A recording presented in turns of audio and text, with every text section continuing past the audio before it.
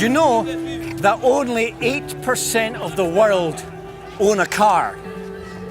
8%. I own 3.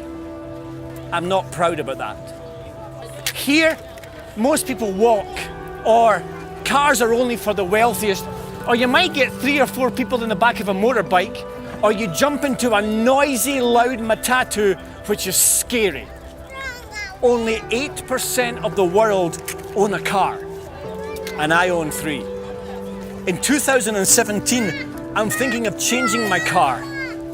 I decided I don't know if I like the color, or the new one's got some extra gadgets inside that really might make my life better.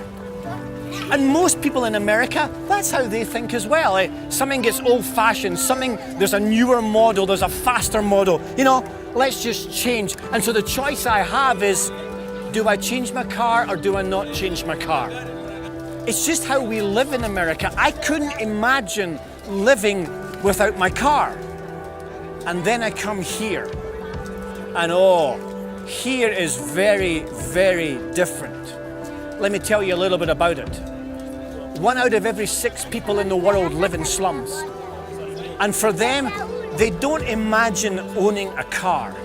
For them, life is about more basic, more elementary choices. Choices of life, choices of death, choices or imagining what life could be like if they could manage to get an education.